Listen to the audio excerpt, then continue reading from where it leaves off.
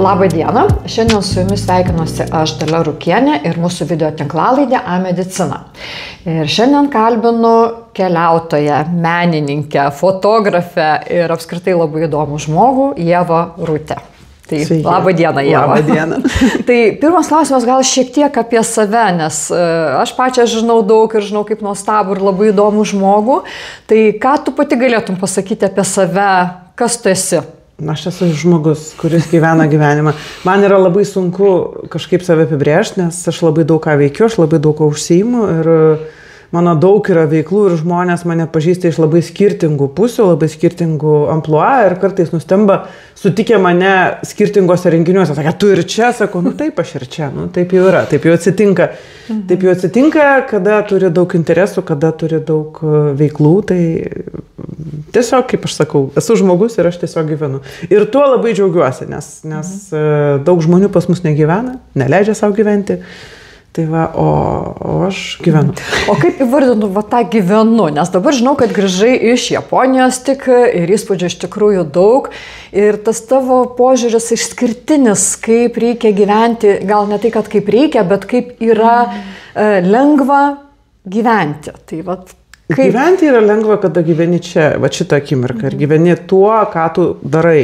Ta akimirka, būtent tą akimirką. Vat mes dabar sėdim, kalbam, geriam arbatą, tai mes dabar gyvenam.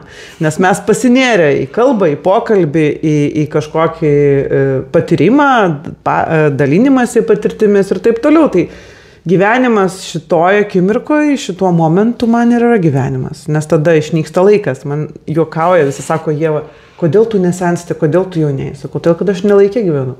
Visi sako, tai galvoja, kad aš juokauju, aš nejuokauju, aš negyvenu laike, nes kai gyveni dabar ties akimirkoje, laikas išnyksta. Ir tada tu tikrai gyveni tiesiog. Ir netgi šitie puodeliai, jie yra išskirtiniai. Ir žinau, kad mokeisi Japonijai pas išskirtinį mokytoją. Man labai pasisekė iš tikrųjų. Man labai pasisekė. Nes 2019 metais, kada aš sugrįžau prie keramikos aš sugrįžau po 20 metų pertraukos 2018 metais ir man tai buvo terapija labai sunkių mano gyvenimo laikotarpių dėl to, kad aš slaugiau sunkiai sergančią mamą, kuri turėjo PSP, progresuojantį supranuklerinį paralyžių, tai reiškia, kada žmogaus galva skaidri, o kūnas atsisakinėja ir mes buvom priėmę sprendimą slaugyti ją namuose. Dėl to, kad aš turėjau tokią galimybę, aš sustabdžiau savo doktorantūros studijas, jas tiesą sakant nebegrįžau paskui. Ir buvo toks laikotarpis, kada man buvo labai sunku. Ir tuo laikotarpiu aš jau galvojau, kad aš arba išprotėsiu, arba tai aš susiradau, ėjau pas 2 psichologus, bet iš tikrųjų mane ištraukė keramika. Sugrįžimas prie molio. Ir aš pradėjau dirbti su savo draugė keramikė Ernesta, jinai mane pasikviesdavo palipdyti ir aš po truputį tą lipdymą sugrįžus pradėjau domėtis daugiau. Molis tapo mano tokiu tarsi gelbėtojų, gydytojų, terapeutų ir aš tiesiog atsipjaudavau gabalą molio ir leisdavau rankom daryti su juo bet ką. Be kažkokio išankstinio užmanymo. Tiesiog sėdi ir lipdai. Tiesiog vedi, kur tave veda molis. Ir aš tada susižavėjau medžio degimais, japonišką keramiką ir man pavyko sužinoti, kad Europoje bus japonas mokytojas. Suplanavau važiuoti pas jį į mokymus, bet mokytojui atsinaujino vėžys. Tai mes su draugė mano tokia Ana nuvažiavome į tos mokymus, nors nebuvo mokytojo, bet to mokytojo buvimas visur labai jautėsi, nes buvo visur jo piešinėliai, šypsenėlės, skulptūrėlės ir tu to mokytojo tarsi nematai, bet jis yra. Ir kaip aš grįžau į Lietuvą, aš jį pridrauginau Facebook'e ir man tik grįžus į Lietuvą aš pamačiau, kad jisai Facebook'e paskelbė, kad jisai ieško savanorių asistentų, nes jam atsinaujino vėžys ir jisai ieško, kas galėtų jam padėti, nuskristi į Japoniją, pabūti savanoriais asistentais, pagelbėti jam. Ir aš po 10 dienų buvau Japonijoje. Taip jau susiklostė tos aplinkybės. Visiškai netikėtai, visiškai nelauktai atsitiko, kaip aš sakau, stebuklas, o tokių stebuklų mano gyvenime nutinka nuolat, aš jų nebeskaičiuoju. Ir aš atsidūriau Japonijoje pas nuostabų keramikos meistrą Kusakabe Masakazu, kuris iš tiesų yra ir medžio degimo krosnių meistras, ir keramikos meistras.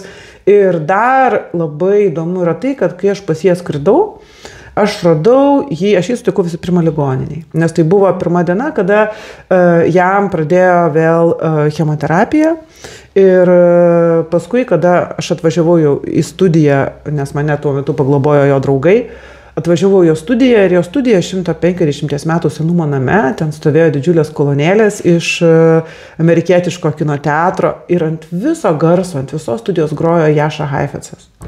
Ir aš ateinu ir aš pasakoju, man šiurpuliukai eina per kūną, aš prisimenu tą akimirką, kada aš ateinu į savo mokytojo Japono studiją ir skamba Jascha Heifetzas ir mes šnekamės ir aš negaliu patikėti, sakau, Jascha Heifetzas gimė Vilniuje, mano mieste. Ir mokytas žiūri tokiom akim. Ir mes kažkaip pradėjom, iš pradžių labai taip nepatikliai mane žiūrėjo, sakė, ką tu čia dabar atvažiavai, ko tu atvažiavai? Sakau, tu kas, keramikė? Sakau, ne, aš ne keramikė, sakau, aš šiaip domiuosi keramiką, bet aš esu kelionių vadovė, aš organizuoju keliones ir vadovauju kelionėms. Tai ko tu atvažiavai? Sakau, man patinka keramika, jūs norėjote turėti volunteer assistant, aš esu volunteer assistant. Ir aš esu volunteer, aš atvažiavau jums padėti ir būti volunteer assistant. Tai kas čia yra, nesuprantama. Jis žiūri, nes pas jį visi, kas važiuodavo, visokie ten keramikai, jau daug pasiekė, visi su savo mintim, su savo visokiais, žinai, užpildais, kur tu jau toks visas atvažiuoji, su savo ten atvažiuoji padėti, bet dažniausiai savo kažkokią realizuoti idėją. O aš tokia atvažiavau, ne, aš ne keramikė, bet jeigu jūs man leisit kažką padaryti su to moliu, aš būsiu labai laiminga, man bus labai smagu, žodžiu, bet iš tikrųjų tai aš volunteer assistant. Ir žodžiu, mes kadangi su juo kažkaip taip labai susiėjom ir aš mačiau, kaip jisai rūpinosi, stengiasi ir jam dėl tos chemoterapijos ir dėl tos operacijos buvo baisi dehidratacija ir susigulė ligoninėje. Aš važiuodavau pas į ligoninę, važiuodavau to ligoninį jo slaugyti, prižiūrėti, būti su juo, jam padėti ir mes kažkaip labai susidraugavom, nes mūsų tas matymas pasaulio buvo panašus ir paskui aš pas jį grįžau, tada aš turėjau vadovauti kelionę į Kinijoje, ten turėjau tokius mokymus organizavau, tai po tų mokymų vėl grįžau pas savo sensėjų, atvežiau jam nuo savo mokytojo tibetiečio dovanų ir atvežiau aš jam dovanų tokią, aš paprašiau to mūsų mokytoją, sakau, žiūrėkit, mokytojų, mano tas, reiškia, Japonas mokytojas pas jūs niekada neatvažiuos, dėl to, kad sveikata ir visa kita, bet gal jūs galite duoti jam vardą ir, reiškia, kad būtų su jumis ryšys, jisai vis tiek sergantis išeis ir kad paskui ateity galėtų, reiškia, jau turėti ryšį. Jo, jisai davė ten vardą, viską, ten dar tokią tanką gražią, tapiricos padovanojo, aš parežiau mokytojus, kad įdaviau. Mokytas pasidėjo, iš ryto aš atsikeliu, o mokytas tuo metu dar nakvodavo savo namuose, gal 3 kilometrai, aš atrandu jį paišantį. Iš ryto ateinu ir jisai paišo būdas. Didžiulius būdų veidus. Ir mano tos atvežtos dovanos padėtos garbingiausiai vietoje, tą tanką pakabinta. Ir mokytas sako, šiąnakt pas mane į sapną atėjo aukščiausias Japonijos Buda. Aš niekada nesu sapnavęs Budas. Ir tas momentas, žinai, toks to ryšio, žinai, to tokio, tai žinai, mes dėl to su to mokytoju buvom labai tam artimam santyki ir dėl to aš su juo atbuvau tada rudenį, kiek galėjau, 19 metų ir paskui mes kartu su juo keliavom į Kiprą, kur jisai darė workshopą prie savo tos krosnės ir paskui aš atvažiavau pas jį į Japoniją ir tada užklupo mus ten covidas. Ir aš pas jį tenai gyvenau bendroje sumoje gal kokius 6 mėnesius, pusę metų, ten 4 metai būtent per tą covido laikotarpį ir ten su atskridimais, išskridimais dar susidarė ir mes kartu statėm krosnis, pastatėm Mašiko didžiulę krosnį, norėjom knygą kartu parašyti, bet Jisai kaip ir aš, mes abu turėjom ryškiai ADHD, ta prasme, attention and, reiškės, hyperactivity disorder, nes pas mus abudu yra, pas mus palauk nebūdavo, mes kai būdavom dviese, tai jis pradeda, aš pradedu, jisai užbaigia ir mes visą laiką varydavom tik į priekį, pas mus būdavo toks tempas.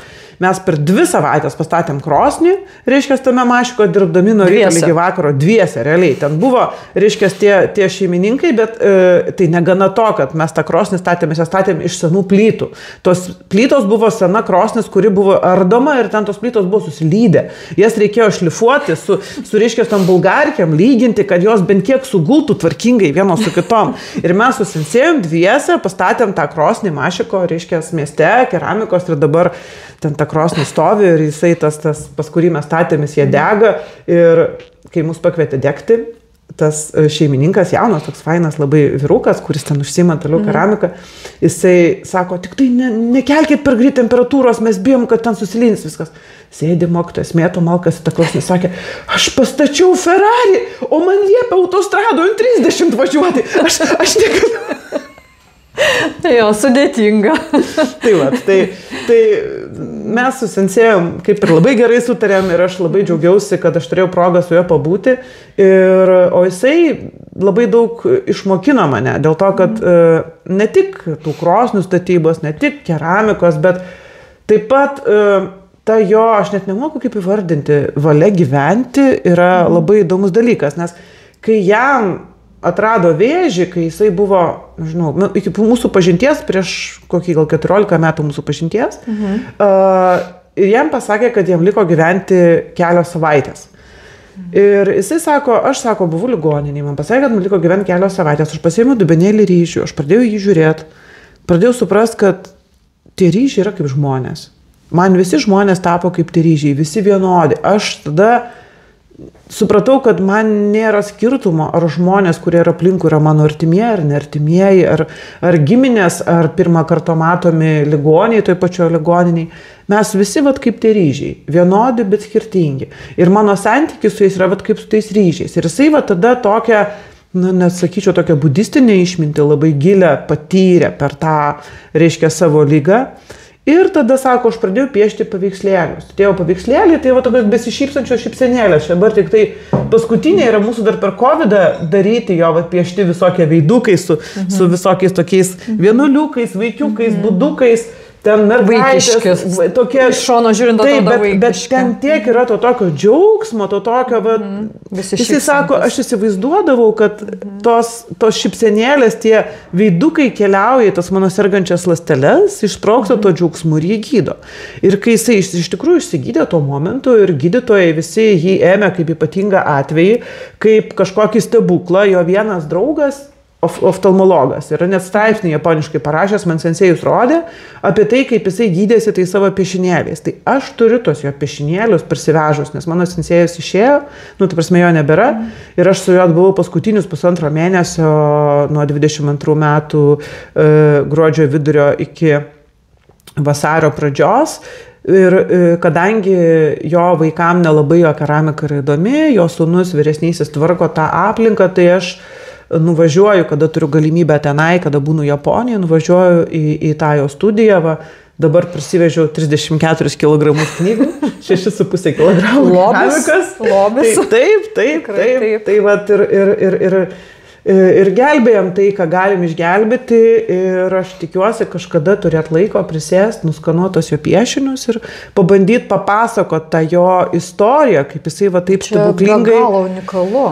Iš tikrųjų labai unikalu, aš bandžiau ieškoti kažkokios medžiagos, labai mažai yra medžiagos, buvo kažkoks mokslinis straipsnis, bet ten buvo parašyta, kad reiškia ta, net nežinau kaip tai buvo, aš bandžiau ieškoti kaip kažkokios vizualizacijų terapijos, va tos vidinės, kaip žmonės gali vizualizuoti, kaip gyja tos jų ląstelės, kaip tos besišypsantis veidukai eina tenai ir gydosi, nėra duomenų, ta prasme, trūksta labai, buvo kažkoks straipsnis, kur tik tai užsiminta, tai sakė, nėra kritinės masės, iš ko tu galėtum dėti rimtą mokslinį tyrimą, tai va labai mažai yra. Bet aš, pavyzdžiui, kai pas jį atvažiavau 19 metais, tai ką jisai tada darė, nes jam tada buvo atsinaujinęs vėžys ir jam vėl buvo padaryta operacija, birželio mėnesį jam padarė operaciją, liepos mėnesį pradėjo ieškoti tų liepos gale savanorių ir aš jau rugpjūtį pas jį buvau ir aš atradau jį su tuo, reiškia, bulgarkė, tuo, reiškia, kampinių šlifuotumu, dirbant prie savo senų darbų, šlifuojant savo kažkada tai nurašytus indus ir jisai sako, every piece has a right to survival. Kiekvienas kūrinys turi teisę į išlikimą, išgyvenimą. Ir jisai darydamas operaciją savo kūriniams, juos glazruodamas, juos dėdamas, perdegdamas dar kartą ir suteikdamas jiems kiekvieną kartą galimybę įgyti naują gyvenimą, jisai taip operuodavo save, jis taip gydė save. Ir dėja, kai aš 20 metų vasarą grįžau į Lietuvą, Japoniją, kur užsidarė pavasarį, taip ir neatsidarė iki 22 metų rudens ir aš tik tai 22 metų gruodį galėjau pas jį sugrįžti. Ir kai aš pas jį sugrįžau, pas jį jau buvo metastazės plaučiuose, jau pas jį buvo mikroinfarktas, pas jį plaučiuose kaupdavosi vandenis ir aš jį radau statant į krosnį. Aš jį radau gruodžio mėnesį, ten tokiam japoniškam kaime, kaip mūsų Rumšiškės, reiškia, Fukushimos prefektūroj, Aukidžiuki kaime, jisai statė krosnį. Ir aš ateinu, ten toks mažas kambarėlis, kaip pusė mūsų šitos studijos, ir jisai tenai dirba, stato, ten davė jam pagalbininką, mūrininką tokį, kuris visą laiką rūkė, visas tas kambarėlis buvo dūmuose, ten prisnigdavo, ten sniego būdavo keli metrai ant viršūnų, ne viduj, bet lauke. Ir mes tenai, šiame atėjau, padėjau jam statyti tą krosnį. O jisai, porą mėnesių iki mirties, aš jį radau statantį krosnį. Ir mes tada paskui su juo, aš jau tada buvau iki pat pabaigos, tai paskui jis nuvažiavo į ligoninę prie manęs, reiškia, toje ligoninėje, sakė, oi, man čia, sakė, plaučiuose vandens prisirinko, tai palauk toj, mane pas gydytoją nuves, toj, nusiurbė dabar jau gerai, o dabar galima į toliau. Ten, žodžiu, daryti, ten statyti, eiti, lipdyti ir o tai chemijos jam kokios jam nieko neleido? Jam buvo darę chemoterapiją, reiškia, tais 19 metais ir tuo metu jis lyg ir buvo atsitraukęs tas vėžys, bet jau paskui, matyt, jau buvo ir COVID-as, ir tas laikas, kada ten ta situacija buvo tokia tikrai sudėtinga, bet to jis gyveno studijoje ir toj studijoje jam tikrai nebuvo patogu gyventi, nes ta studija yra 150 metų senumo namas, kiaurai perpučiamas, Fukushimos prefektūrai žiemą šalta. Kai mes buvom, sensėjus planavo degimą, o degimas tai yra, jis turi tokią, ten pasi 5 krosnės, bet viena iš jų yra tokia šokančios liepsnos krosnės ir jai degti reikia didžiulės komandos, didelio kiekio malkų ir praktiškai procesas turi vykti 3-4 paras nenutrūkstamai. Ir atskrido mūsų draugai iš Portugalijos, reiškia, kurie turi tenai keramikos studiją ir irgi centrą, Sedeira Home of Creativity, nuostabią vietą, kur aš sužinojau apie sensėjų. Ir mes 3 darėm tą degimą.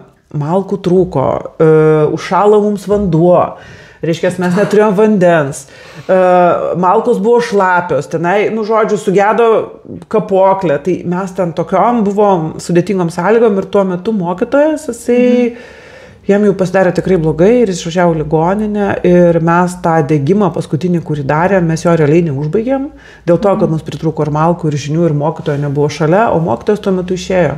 Reiškia, jisai buvo ligoninėje ir jisai išėjo, reiškia, 2 dienos iki man išskrentant. Tai aš labai džiaugiuosi, kad turėjau galimybę atbūti su juo tą paskutinį 1,5 mėnesio ir labai tikiuosi turėti galimybę kažkada pastatyti jo krosnį ar Lietuvoje, ar dar kažkur, nes mes kažkaip ten taip smagiai statėm. Ir vėlgi tie medžio degimai pas mus yra biški geriau žinomi, bet ne tiek dar žinomi, dėl to, kad Lietuvoje mes neturėdavom tų aukšto temperatūrių krosnių, tai yra molių visų pirma, mūsų moliai žemė temperatūrai visi, jie susilydo, o tam, kad vyktų tie medžio degimo stebuklai, reikia maždaug 1300 laipsnių temperatūros, kad pelenai reaguodami su keramika padarytų tokius visokius stebuklus. O čia šitas stebuklas taip, čia irgi yra, čia Shigarakimolis su, reiškia, lauko špato dideliais kristalais, kurie tokiais burbuliukais gražiais iššoka.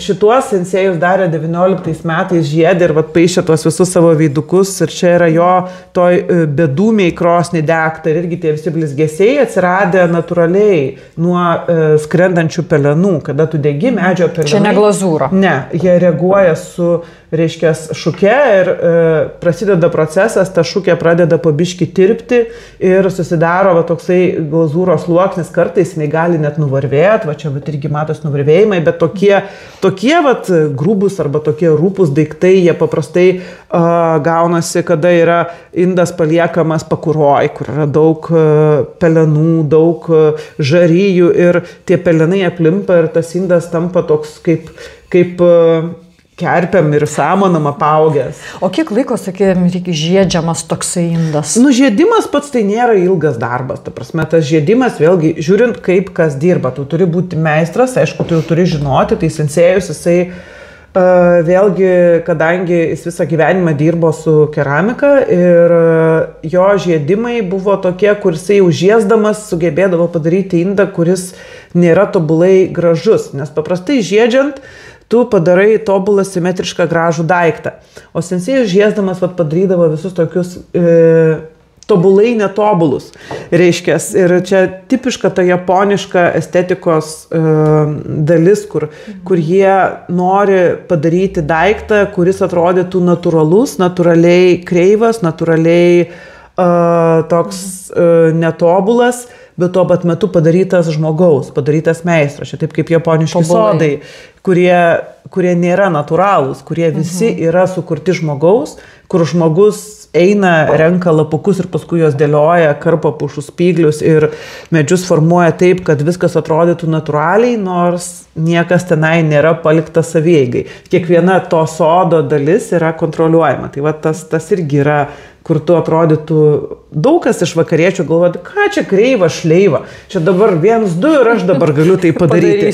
Nu, taip, bet nesigauna taip, kaip vat, tiems meistrams. Ir žinau, kad šita vazelė irgi turi savo istoriją. Ar gali pasidalinti, kaip jinai gimė? Sensėjus mane stebėjo, paskui sako, gerai, jeigu tu nori, aš galiu tave mokinti keramikos. Nu, sakau, gerai, bet aš esu kietas mokytas, sakau, gerai, yes sensei, whatever you wish sensei. Aš gyvenime savęs tokios nuolankios nemačiau. Aš esu sena pankė, anarchistė visą laiką, kuri protestuoja ir turi savo nuomonę. Kai aš buvau su sensėjim, yes sensei, whatever you wish sensei, yes sensei, whatever you wish sensei, yes sensei, aš buvau jo vaikštanti lazda, ranką ant peties man pasideda ir mes einam. Jisai buvo šlubas ir jisai eidavo, klipinkščiuodavo ir mes dviese tokie klipinkščiuodavom per tuos jo visus draugus.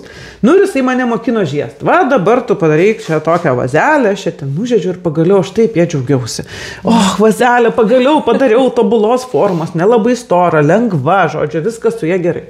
Nu ir aš buvau sugalvojęs, kad aš jie noriu išdegti būtent pakuroj, kad būtų natūraliai va, ten tie visi, reiškia, pelenų žaidimai. Ir mes išdegėm ją pirmą kartą aukštam degime, nes degant pakuroj paprastai temperatūra nepakankamai aukšta ir tada jau aš jau norėjau dėti pakurą. Ir sensėjus, jisai prisidaręs naujų savo glazūrų, žaidžia su tokiam juodom, geležingom temokų glazūrom, tokiam panašiai kaip čia tokios raudos juodos, reiškia. Nu ir žiūriu, kur to mano vazelė? Žiūris ją jau dainų glazūravęs ir į spintą padėjo, į krosnį padės. Sensėjau, sakau, šita vazelė neskirta tam, Kaip jisai supyko. Sakė, tavo visi kūriniai tau turi būti kaip vienas. Tu negali turėti vieno kūrinio, kuris tau labiau patinka negu kiti. Molis yra visi vaikai tavo. Tu privalai viską mylėti vienodai. Sakau, aš myliu viską vienodai, taip, bet šitai vazelį užmanimas yra kitas. Jeigu nori, imk ir nusiplauk, pasiėmiau, nuėjau, nusiploviau, sensėjus pyko, ten visą kitą. Aš ją ten žodžiu paskui, kai jau degiam padėjau, išsidegiau ir jinai man pražydo sakurų žiedais.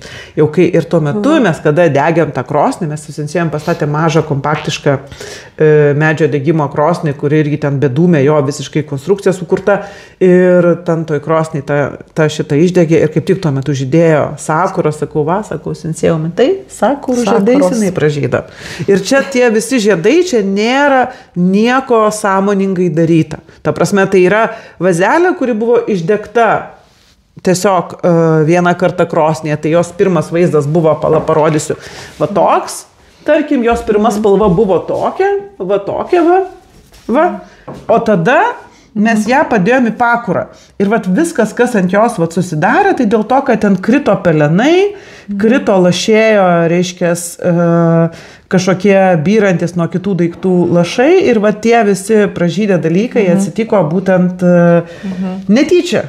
Niekas nebuvo ten, kaip vėlgi, tas netyčia, dėl to, kad žinot, kur padėt.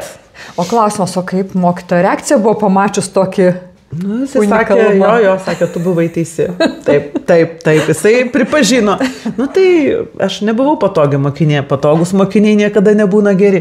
Geri būna tie, kurie nepatogus. Dėl to, kad tie, kurie patogus, jie paprastai toli nenueina. Jie savo išradimų nedaro, jie seka seną vagą, o tie, kurie nepatogus, kurie visą laiką prieštarauja, kurie visą laiką kvestionuoja mokytoją, jie paskui kažką tai padaro. Unikaliausi ir geriausi iš tikrųjų taip.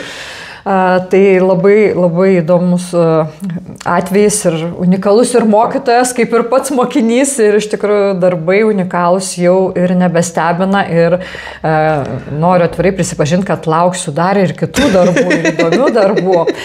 Ir iš tikrųjų, Ieva, dar to pačiu esi ir keliautoja, tai Japonija šita dalis ir tikrai labai įdomus pasidalinimas ir netikėtas apie mokytojo išgyjimą per keramiką, per piešimą, kas yra unikalu ir kas yra realu ir apčiuopiama. Tai yra tas įvykis, su kuriame tu pati išgyvenai.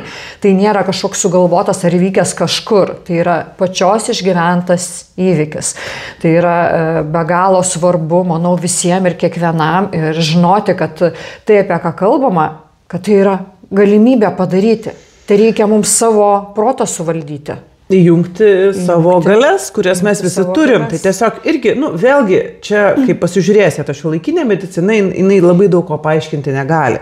Bet jie tuo pat metu dabar jau ne visada atmeta tuos dalykus, kurių jie nesupranta. Tai aš keliavau dabar po Japoniją su gydytojom, kardiologėm ir kai kurios sakė, tai čia placebo efektas, tai tebūnie, svarbu jisai veikia. Ir aišku, finale tu gali sakyti, vis tiek jisai iškeliavo, vis tiek jisai mirė nuo vėžio, bet jisai savo prie gyvenimo pridėjo minimum 20 metų ir nieks iš jo netėmė to gyvybingumo, to noro gyventi. Ir dar viena istorija, kurią aš irgi noriu pasidalinti, kuri man buvo labai įspūdinga, tai yra, kada aš buvau su juo tą 1,5 mėnesio paskutiniu jo, jis vieną rytą ateina, sako, Ieva, mano ranka nebeklauso. Bet sako, aš net lasdelių nebegaliu nulaikyti valgymo, tai aš valgysiu dabar su šakute. Bet aš sako, noriu pažiūrėti, ką aš galiu padaryti su tokia ranka. Jisai atsisėdo prie staklių ir pradėjo žiesti. Ir jisai, sako, aš galiu padaryti dar, aš galiu. Ir supranti, kiek pas mus žmonės yra linkę save nurašyti ir pasakyti, viskas. Aš čia susirgau, aš čia nebegaliu, reiškia viskas, viso gero, atsigulsiu, lauksiu mirties. Ne, aš galiu. Ką aš galiu? Kaip aš galiu? Aš turiu tiesiog naujai pažiūrėti. Čia yra tas momentas, žinai, kai tu klausi, ką reiškia gyventi. Tai reiškia gyventi su tuo, ką tu turi šiandien. Va čia akimirka. Negodoti to, ką tu turėjai kažkada. Nesvajoti apie tai, kas tau bus kažkur ateityje. O tu va šiandien turi tokias rankas, turi tokias galimybės, turi tokį kūną ir tu gyveni su tuo, ką tu dabar turi. Tu tyrinėjai tas savo galimybės dabar. Naudoji tas savo galimybės dabar. Ir va šią akimirką, kurdamas, darydamas ir įsivaizduodamas tas šypsenėlės bėgančias per kūną ir gydančias tave iš vidaus, tu dabar kuri tą savo dabartį ir gyvenimą, kuriame tu gyveni. Taip. Ir tuo pačiu dar keliauju ir po Tibetą. Ir irgi noriu paklausti, o Tibeto ir Japonijos kultūra, jie kažkiek susijusi?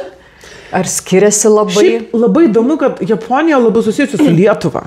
Čia yra toks reikalas, kur aš irgi labai ilgą laiką galvojau, kad man taip pat, bet yra dėl to, aš manau, iš tų mūsų lietuviškų pagoniškų šaknių, dėl to, kad Japonai, jie turi tą savo šintoizmą tradiciją, tą pagarba gamtai, pagarba miškui, pagarba gyvybei, jinai iš tikrųjų Japonijoje ir Lietuvoje yra panašiai. Mes lietuviai už medžius visi esam linkę kovoti. Ir pavyzdžiui, Tibete man labai gerai matosi, kad ko lietuviam trūksta. Lietuviam Tibete trūksta miško. Nes Tibetas yra aukštuminės dykumos. Ten žalumos beveik nėra. Ten yra kalnai, beribiai kalnai, be galo gilus, nuostabus dangus, su dramatiškais vaizdais, debesim, audrom, vaivorykštėm ir visų, kuo tik tai nori, bet ten nėra miškų. Ta prasme, miškų yra, bet ne tam tradiciniam, ne toj aukštutiniai, reiškia Tibeto Cinchajaus plynaukštai, šiek tiek žemiau plynaukštės prieigose, kur yra apie 3 km aukščio, kur ten Bonry kalnas, ten yra seni miškai, ten jie vadina Tibeto Šveicarija, bet tose Tibeto plynaukštėse, Čengtangė, tose vietose, kur mes kalbam, ten miškų nėra. Kinai sodino mišką. Tas yra irgi labai įdomi patirtis. Kai aš į Tibetą pradėjau važinėti pirmą kartą 2005 metais ir nuo 2005 metų, aš jau daug metų važinėjau, aš vadovauju kelionėm, organizuoju keliones ir dariau ir piligriminės kelionės, ir aplink Kailašo kalną. Ėjom ir aš turiu visas įmanomas patirtis ėjimo aplink Kailašo kalną. Pagal laikrodžio rodiklę, prieš laikrodžio rodiklę ir turiu net patirtį kalno neapėjimo patirtį. Tai dar ir taip gali būti. Dar ir taip gali būti. Tai va, Tai iš tiesų labai buvo įdomu stebėti, kaip kinai upėje pradėjo sodinti mišką. Aš galvojau, jie turiniai, nesąmonę kažkokią daro. Tai prasme, grinai upės vagoja tokius pagalius, bet tie pagaliai sužėlė. Ir iš tikrųjų ir dabar ten yra palei upę miškas. Ir yra viena vieta labai įspūdinga, yra Samje vienuolynas. Tai yra vieta, kur laikoma, kad yra pirmasis budistinis įkurtas vienuolynas. Šalia yra Čimpų olos. Tai yra viena iš 38 galios ir meditacijos vietų, kurios buvo iki budistinės Tibeto tradicijos Bono galios viena iš vietų. Ir tai yra sakoma, kad kada Guru Rinpoche atėjo į Tibetą, jis buvo pakviestas tam, kad suvaldytų, demonus griaunančius budistinius vienuolynus, nes ką tik buvo atėjęs budizmas, ir jis turėjo mokinius, kuriuos pradėjo mokinti tose Čimpų olose. Tai jos yra laikomas to pirmoji vienuolynų, nes vienuolynas tai yra kaip akademinė institucija, kurioje yra mokinama budistinių filosofinių tiesų ir vėliau pabaigę tą vienuolyną, įgyja geshe laipsnį, tie vienuoliai gali pradėti kurti kitus vienuolynus. Tai yra, nes tu pastatai šventyklą, iš šventyklą atvažiuoja šventikas, kuris gavo išsilavinimą kažkur kitur, tai yra tas pirmas etapas. Bet realiai įsitvirtinimas budizmo ateina tada, kada tu pradedi kurti vienuolynus, tas akademinės institucijas, kurios pradeda ruošti vienuolius geshe, kurie gali toliau kurti vienuolynus visoje toje teritorijoje. Ir tas Samje vienuolynas jis yra laikomas pirmuoju būtent tokiu vienuolyno akademinė institucija, pastatytas kaip mandalos pavidalas, labai gražioje vietoje, aplinkui yra didžiulės kopos, labai labai graži vieta ir upė, kurioje, auga medžiai. Sužėlė medžiai. Sužėlė medžiai. Taip. O kas lietuvaičiam taip patinka, nes tikrai daug norinčių į Tibetą ir tikrai įdomu ir grįžta žmonės, sako, wow, kažkas fantastiško. Kas taip traukia mus lietuvius į Tibetą? Sunku pasakyti iš tikrųjų, visokių žmonių yra. Tai manęs, kai klausia, ar tu ten darai kažkokias dvasinės kelionės, aš nedarau dvasinių kelionių. Ne. Aš darau kelionės, bet jeigu žmonės ištinka kelionės metu dvasinės patirtis, tai yra to žmogaus ir tos erdvės dažniausiai dalykas. Aš šitai nepretenduoju ir aš to nesiruošiu daryti. Daug čia pas mus visokių yra dvasinių keliautojų, kurie ten veda į nušvitimus, į visokius tenai, ką tik tai nori. Ne, aš tokiais dalykais neužsiimu, bet jeigu kaip šalutinis elementas kažkoks atsitinka, įvyksta. Tai visiems visko gali atsitikti.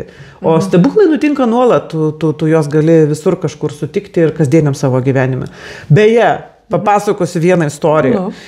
Aš gyvenu Vilniuje prie stebuklingos Maksimos. Bet ir Maksima gali būti stebuklinga. Gali būti stebuklinga Maksima.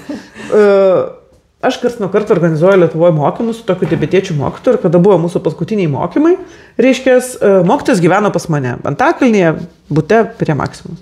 Ir mes nuėjome į parduotuvę apsipirkti. Ir stovime prie savitarnos kasų ir iš kasos iš eilės atbėga vyrukas. Sako, o čia mokytojas iš Tibeto, sakau, taip. O čia bus gal mokymai? Bus. O galima sudalyvauti? Sakau, žinoma.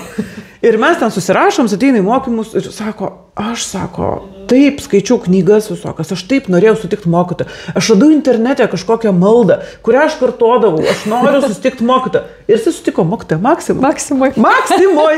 Tai šventoji Maksima. Žodžiu, aš sakau visada, mano toks posakis, leisk stebuklui nutikti, nes nežinai, kur nutiks. Maksimais gali nutikti. Netgi Maksimoj, prie kasos stovint. Tai tam, kad nutiktų stebuklas, į Tibetą važiuoti nebūtina.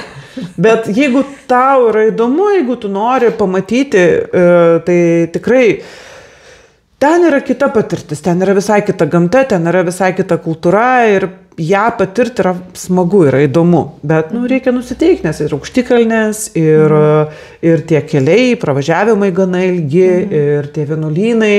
Ir be abejo, dabartinis tas Tibetas, jisai turi savo iššūkių irgi. Tai bet yra ten tos autentikos sočiai. Jeigu nori, tai tu surasi. Tai... O jūs keliaujat kaip? Mes keliaujam paprastai nedėliam grupėm.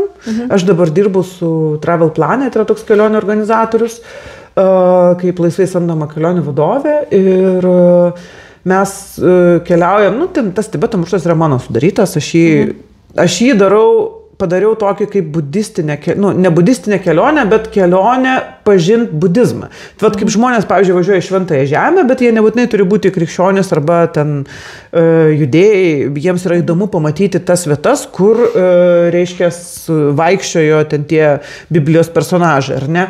Tai tarkim, aš tokiu pat principu nusprendžiau padaryti kelionę į Nepalą, Tibetą, tam, kad papasakočiau apie budistinę kultūrą. Dėl to, kad Nepalas yra labai puikiai vieta įžangai, nes Nepale tu gali susipažinti su nevarų budizmu, pamatyti, reiškia, tas Patano auksinė šventyklą, kur tas budizmas yra visai kitoks negu Tibete, jis artimesnis hinduistiniai tai kultūrai, aš ten galiu papasakoti budizmo istoriją, nes tenai yra senosios stupos, kaip Svajamvu, kaip Baudunato, kurios priskiriamos dar karaliui Ašokai ir jo dukrai, kurie atvyko tuo metu į Katmandų slėnį. Aš galiu papasakoti istoriją budizmo, nes Lumbinis yra vietovė. Mes į ją nevažiuojam, bet tai yra vieta, kurioje, pasak legendų, gimė Buda. Tai yra puikiai vieta papasakoti apie budizmą žmonėms, kuriems tai yra įdomu kaip viena iš pasaulinių religijų, bet jie nebūtinai nori būti budizmo praktikais. Tai va, ir tada mes keliaujame į Tibetą ir tada mes apsilankom Lasoje, aplankomai vienuolynus Lasoje, aš nuvežu juos į Drakjerpą. Drakjerpa yra meditacinių olų kompleksas, kuris irgi viena iš tų 38 galios vietų. Ir ten mes aplankom įvairias olas ir šventiklas ir tu ten sutinki vienuolius jau metai iš metų ten sėdinčius, praktikuojančius, tai man irgi labai yra smagu sugrįžti tas vietas, nes jau ten ir žmonės tave žino ir tu jo žinai ir tada tu matai, kaip ten tos vietos keičiasi. Tada mes keliaujame į Samje, į Šigace, aplankom Sakė vienuolyną, kurį aš irgi labai mėgstu, nors, aišku, tas vienuolynas yra dabar išnaudojamas kaip kinų toks įrankis pasakoti Tibeto istoriją per kinų prizmę, bet jeigu tu moki žiūrėti ir žinai kitą istorijos dalį, tai pamatyti vienuolyną, kuriame yra milžiniška knygų kolekcija, dėl to, kad tai buvo vienas iš akademinių budizmo tyrimo centrų, labai stiprių, į kurį suplaukdavo daugybė budistinių tekstų iš viso budistinio pasaulio, įvairiais budistinių šalių kalbom parašytų, rašmenim skirtingais, parašytų ant skirtingų medžiagų, parašytų yra 10 000 tomų, milžiniška kolekcija, ten didžiulės tokios tirtos tų knygų sudėtos, tai tą vėlgi pamatyti, su tuo susipažinti irgi yra mano požiūrių vertybė. Ir Everesto bazinė stovykla iš Tibeto pusės, kur yra, ko gero, aukščiausiai esantis budistinis vienuolynas Rambuko, kuriame mes praeitą kartą užtikom Dzogčeno mokymą, nes buvo atvažiavę vienuoliai iš Mindrolingo ir jie kaip tik tuo metu perdavinėjo, reiškia, vietiniam žmonėm mokymus ir buvo labai įdomu tą patirtį matyti, girdėti, tiesiog, sakau, stebuklai. Netikėtai.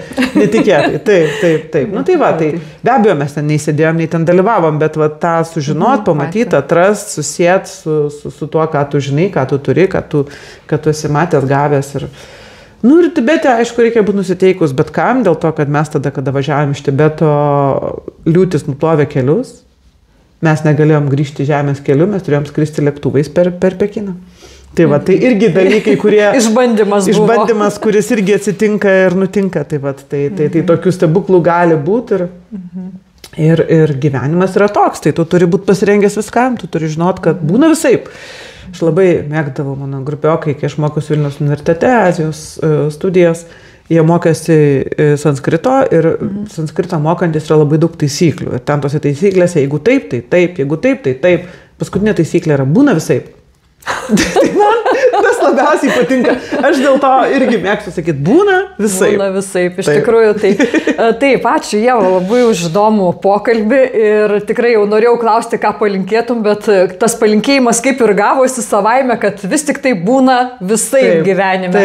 Ir būkim čia ir dabar, ir arbata, ir... Aš pasakysiu dar vieną frazę, kuri irgi man yra svarbi ir pagelbstinti galbūt ir kitiem gali padėti. Aš sakau, aš nebeturiu planų, aš turiu tik galimybės. Dėl to, kad kada užsidaro vienos galimybės, atsidaro kitos. Ir tada tu esi atviras, tu tada gyveni. Ir tada tavęs neįpareigoja tai, kad tu privalai dabar padaryti planą šitaip nuo A iki Z. Ne, tai yra tik galimybė. Nes jeigu užsidarys viena, atsidarys kita, tu nežinai, kokios dar nuostabios galimybės tavęs laukia. Būkim atviri ir leiskime stebuklui nutikti. Tai leiskim tam stebuklui nutikti. Tai ačiū labai už pokalbį.